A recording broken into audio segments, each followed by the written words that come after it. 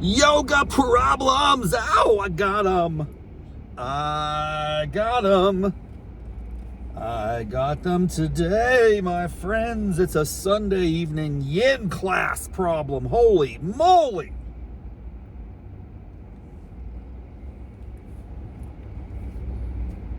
Oh.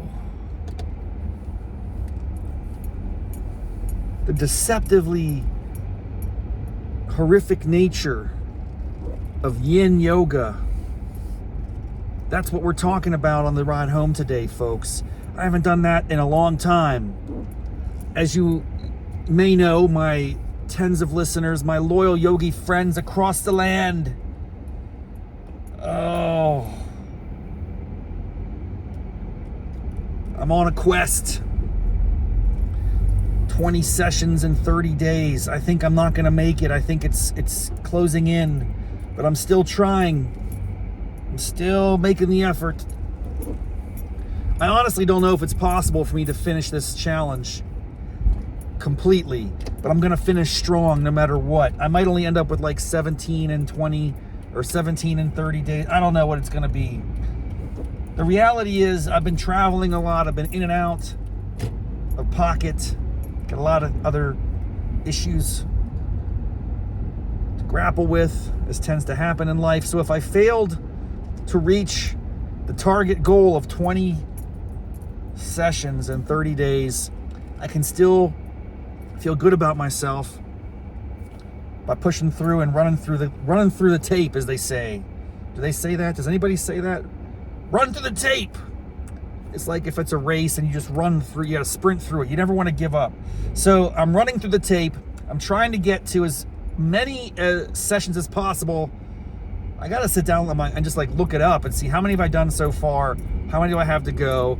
How many days are left in this month? Is it feasible? Is it possible? So this is why I came to class tonight. Very uncharacteristically. I don't typically attend classes on Sunday. I just kind of use Sunday as a down day, as a recovery day. But there's a class called Core Restore.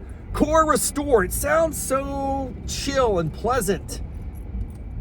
Restorative. Like that's a positive word. It brings positivity to my life. Like, yeah, I'm going to restore my health and wellness through a class. It's not going to be intense and terrible and discomfort. No, it's all a lie. Core Restore is the marketing language Core Power Yoga uses to call for what is more properly called a Yin Yoga class. I believe that's YIN. I've done these only a few times in my life, and now I remember why. Because they are horrific, they are painful, they are traumatic, they are distressing. They are not relaxing, they are not easing, they are not restorative. In my opinion, they are traumatizing. I just feel like a piece of meat, dude. I just got pounded by a cleaver. Or, not a cleaver, but one of those things that you use to tenderizer. Oh! Why? For those of you who don't know, and that's okay if you don't, I suspect many of you in my listening audience aren't avid yoga practitioners. You might just be learning about yoga vicariously through me, which is great. I like to introduce people to one of my favorite hobbies, hot yoga. It is the best. It is the worst. It is all encompassing. But there's a thing called Yin Yoga. I don't do it very often. I typically do what's called like a Vinyasa flow. Various sequences and poses in progression. There's a kind of a formula to it, but there's obviously a lot of creativity and deviation across yogi instructors. There's not like one set approach.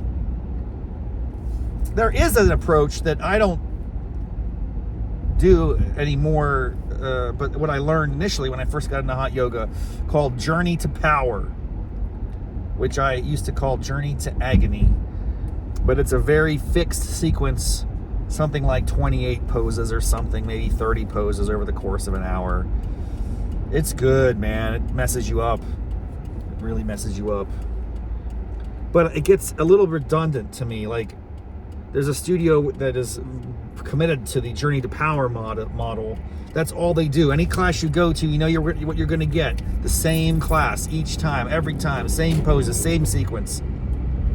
And that's, you know, that brings positives and negatives, pros and cons, as we say, ups and downs, yin and yang, or whatever. The point is, Yin Yoga is just like its own breed, dude. It's its own thing. And if I can just, you know, explain it to you, I would say it involves putting yourself into very uncomfortable positions and holding them for 3, 4, 5 minutes at a time. Why? Lion's pose, is that what it's called? Lion's breath or something? Oh my God, no, I don't want to do that, ever. I certainly don't want to sit there and hold it for 5 minutes. Are you kidding? I am not capable of yin mastery. Like, so much of this discipline, of this entire craft of yoga, I can never get it right. It doesn't feel good. It hurts. It's pain. It's agony. It's discomfort. Why do I continue to pursue this? Yin is so fascinating to me because it's not sweaty and active. And frankly, I was thinking as I was like rolling up my mat tonight, I can probably use that mat tomorrow with the same drop cloth. I wasn't sweating at all.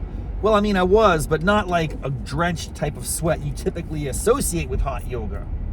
Usually when I get in the car after hot yoga problems, I'm drenched to the core. I'm like a wet noodle, man. It's crazy.